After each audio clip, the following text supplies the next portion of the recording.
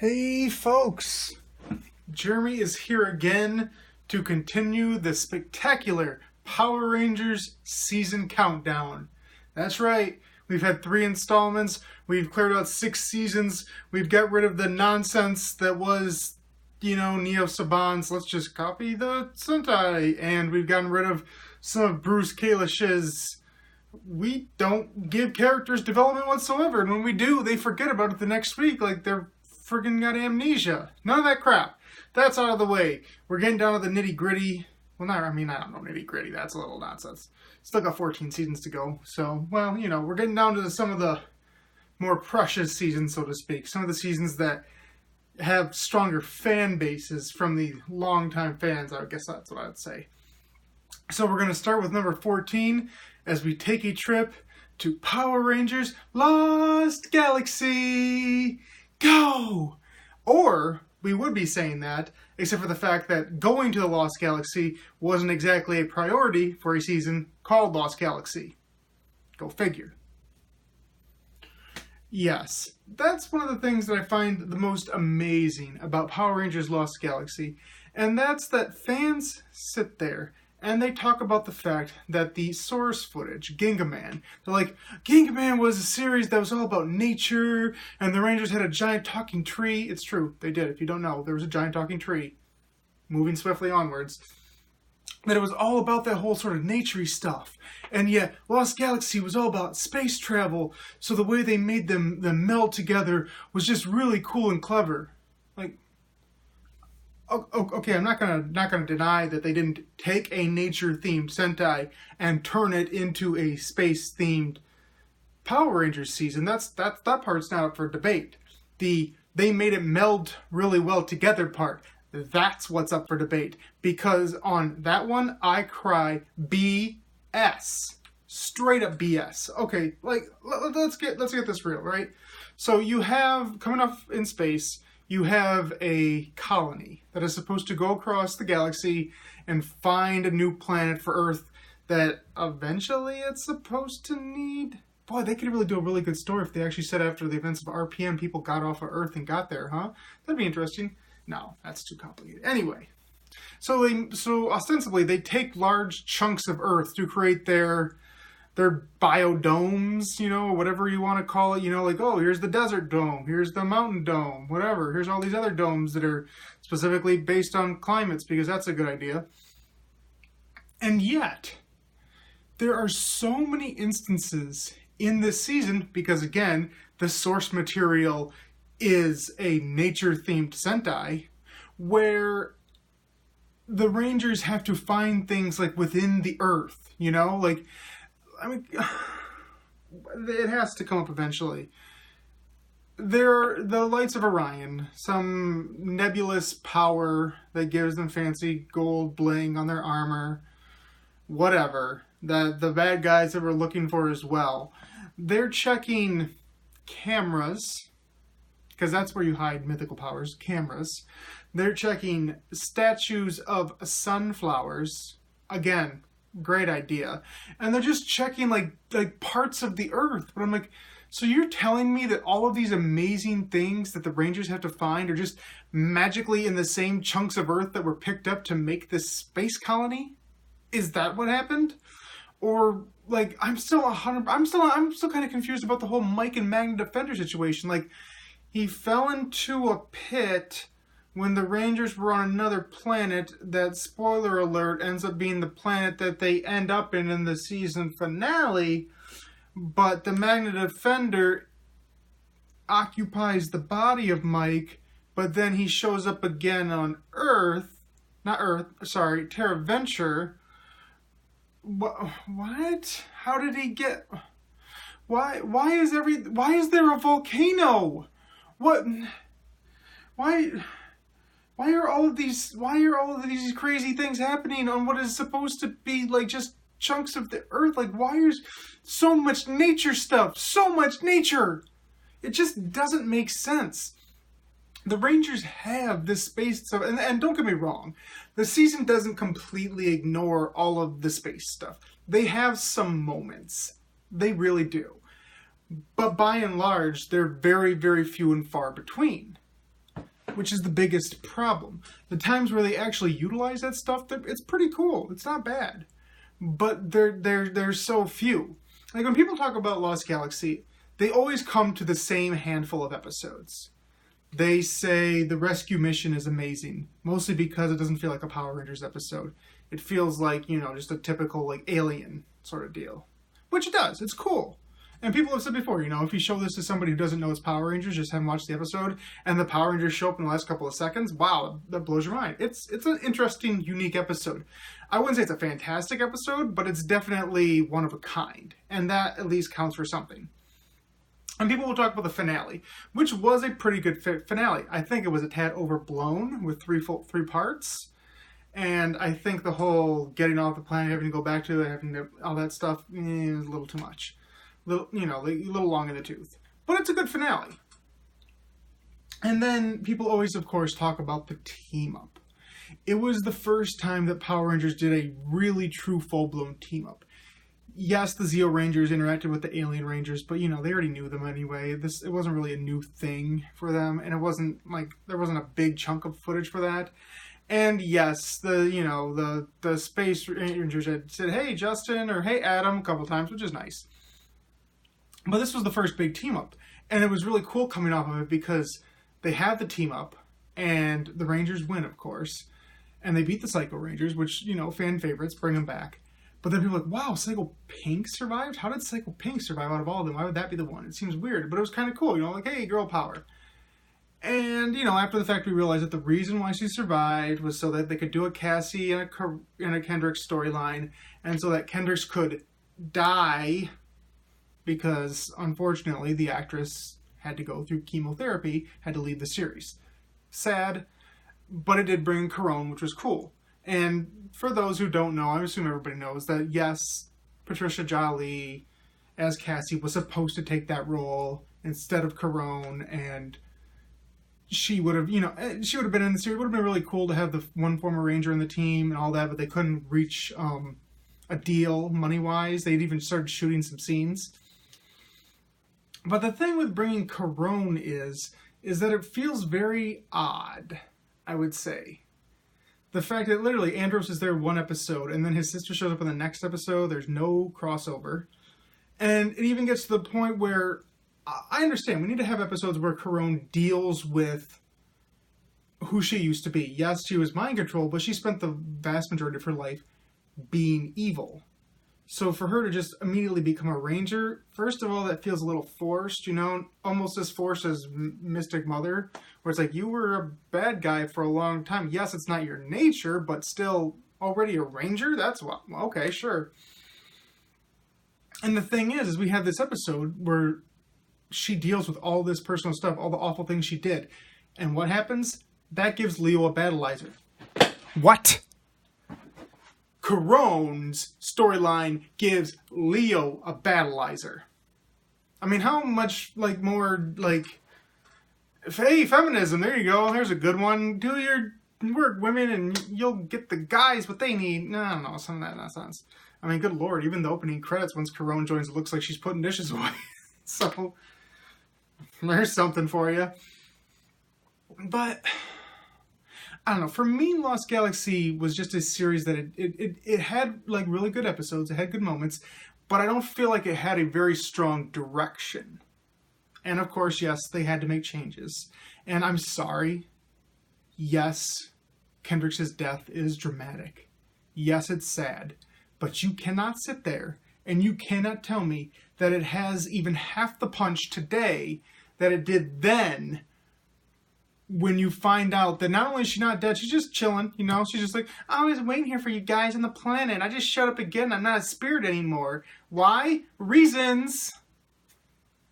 No, I'm sorry, but it takes a lot away from that. Yes, it was nice that Valerie Vernon could come back for the finale, but it still just saps a lot of that emotion out of that episode. It does. It really, really does.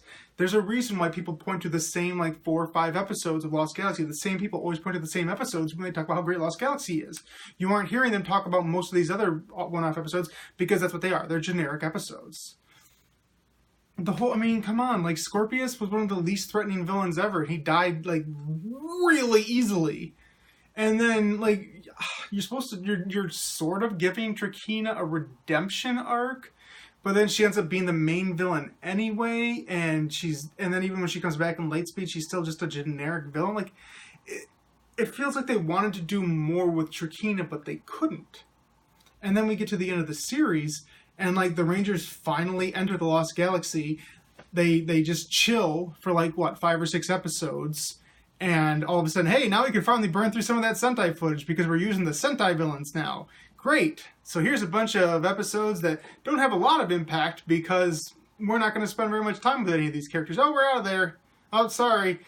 Like, Trakina absolutely bodies Captain Mutiny in 2 seconds because we don't know how to incorporate him into the finale, too. We just got to get right back to the original villains. That doesn't leave everybody feeling like it was just a cheap waste of time, right? Huh? And as far as the Rangers go, Kai was probably just generic, really generic, just not much to him. You know, he had a couple of moments, but, you know, it was the whole just, I'm the guy who's by the books, and not for me. Damon had some fun. I liked Damon quite a bit, but God, he was kind of forgettable. Like, Lost Galaxy is one of those few seasons, I think Turbo would be the other one, where there were episodes that when I saw them on the Legacy set, you know, the big old red helmet that's sitting right over there, when I saw them for the first time on the sets, like, it was literally like the first time I had ever seen them. I'm like, I do not remember this episode ever happening. So, wow, you know, it's like, that must be really forgettable because I tend to remember these episodes kind of well. Maybe you're probably sitting there saying, no, he doesn't. He just forgot a bunch of stuff. Lost Galaxy is awesome. Lost Galaxy is my favorite ever. Maybe.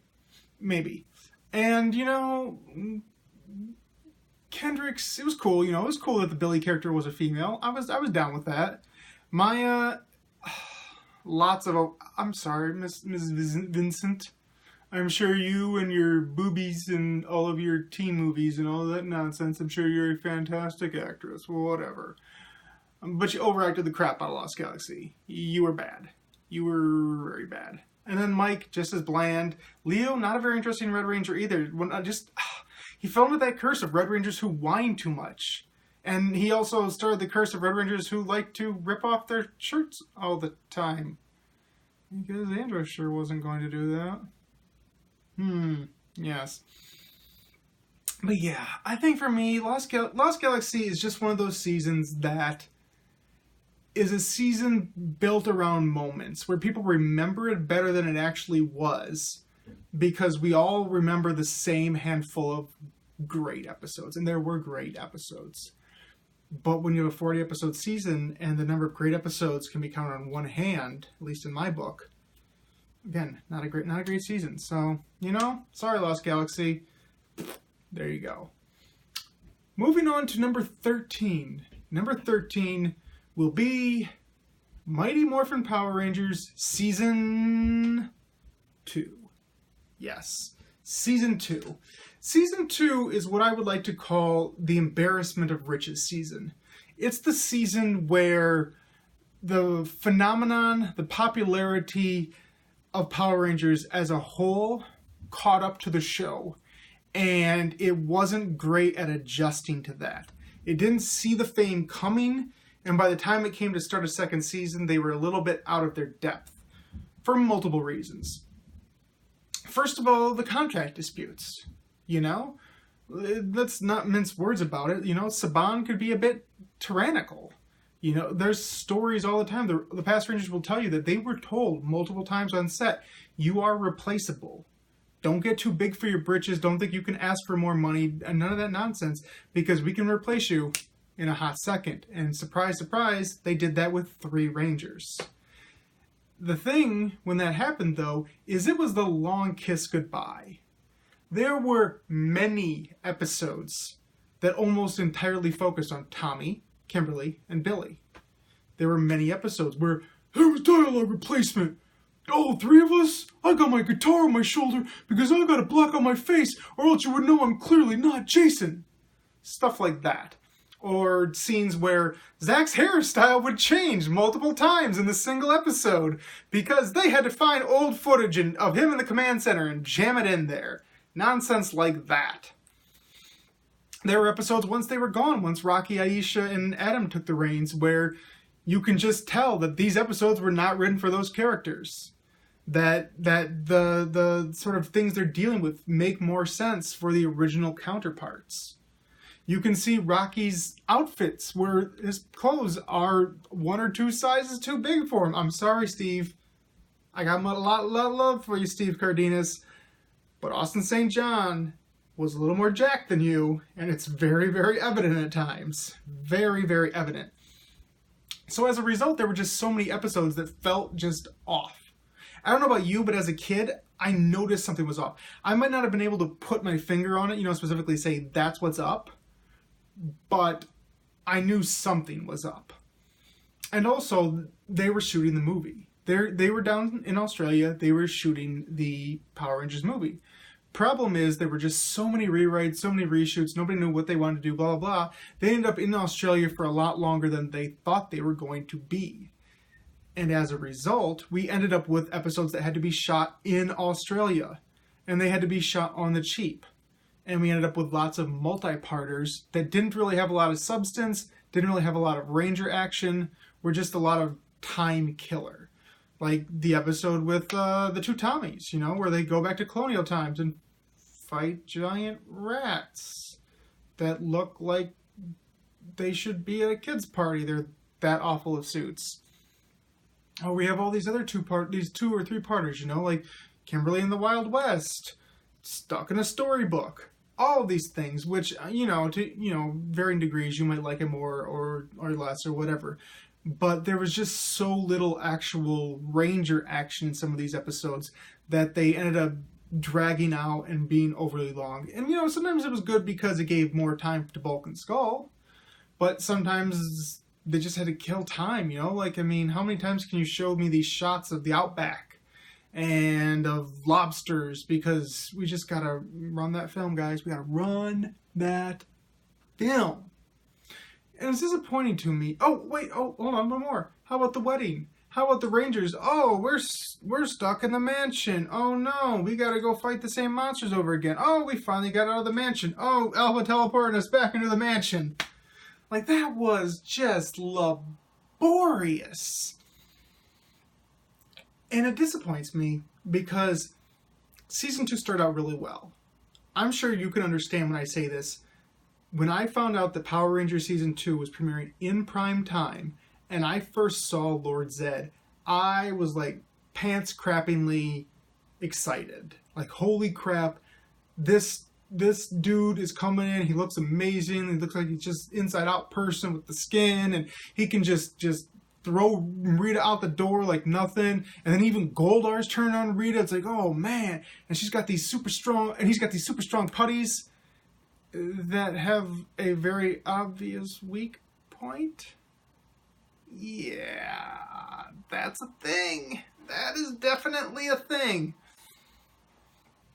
So, I don't know about you, but for me, Season 2 of Power Rangers was a very mixed bag. I would say the stuff that actually happened before the White Ranger and before the power transfer was some of my favorite episodes, because that was at the time when Saban said, hey, Japan, we want to do more Power Rangers episodes. We want more footage of the Jew Ranger suits. So we got some kind of odd stuff because they actually included Power Ranger stuff. So you had Japanese footage where the Green Ranger and the Pink Ranger kind of had a thing for each other. You had footage where the Blue Ranger was like making inventions. Although something might have been lost in the translation because, Tommy and Billy are goofing around because Billy's got batteries upside. Like, what? Upside down batteries? You've got this smart kid and he's being done in by batteries? Okay, whatever. So, in that respect, it was very, very unique, very interesting. Again, as a kid, I'm wondering because at this point, I've already figured out the fact that, this footage is clearly Japanese. mixed with American footage, and I can tell when the suits change. So then when I see footage that the suits are clearly Japanese, but they're doing stuff that feels like it's inherently Power Rangers, I'm like, and even the Yellow Ranger, I'm like, okay, the Yellow Ranger doesn't look quite as mannish anymore. Still bigger than the Pink Ranger, but not quite as mannish. So it was a fun time. It was kind of the time where like Zed was Zed. And I don't want to diminish the whole Zed and Rita relationship. I know people say, oh, Zed was neutered and I can't believe it. But like the Zed and Rita banter was fun. Even when Rita, in season 3, the banter was okay. I wasn't against that as a concept. I was just like, I wish Zed could turn it on and off, Sometimes good villains are capable of being silly and also being very serious. And I felt like for Zed, it was a switch. He was very serious, very killer. As soon as he gets together with Rita, like, everything changes. Like, and it stays changed. And other characters fade into the background. I feel bad for Scorpina. I do. She gets one episode in season 2, right? Like one episode, and then just, whoop, gone. You don't even get to see her in Countdown to Destruction. Damn, that is cold. But hey, read the Mighty Morphin Power Rangers Boom comic because Scorpina shows up and she's doing stuff. There's your plug there, Boom Studios. You can write me a check. But yeah, so for me, Power Rangers Season 2 is the weakest of the 3 seasons. I won't get into depth for the others, but I will say 1 is good at establishing the series. 3 is really good at trying new ideas. 2 is that middle point. And for some, 2 might be their favorite. I mean, I love the mecha. I thought the mecha were great. Wasn't a big fan of the White Ranger because he kind of took over scenes. And by the way, that footage of the White Ranger, Kiba Ranger is a kid. And, you can't edit out, all these, oh, look at Tommy. He's jumping up and down. He's always, ooh, his head. He's crazy chats with Saba. Tommy doesn't do that. It just didn't fit. It was very odd. Season 2 was the one where it's like, you know what? If we're not making any qualms anymore, this is clearly a Japanese show. We're not even going to pretend. We're not even going to pretend. So, yes, Power Rangers Season 2... some good moments, some good episodes, but overall, lack of direction will be what I would say for Season 2. That is the key thing. Lack of direction, and the movie just effed with everything. Straight up effed with everything. And that's what we're going to leave up today. Number 13, Power Rangers Season 2. As always, please like this video if you like it. Comment if you have something to say, maybe you love Lost Galaxy in Season 2. I'd love to hear it, tell me why I'm wrong. Subscribe to this channel if you haven't. I'd really, really appreciate that. Share this video with your friends if you think they might like to see it and they might like to chime in. And I will be back very soon with another installment of this countdown. See ya. Lost Galaxy sucks.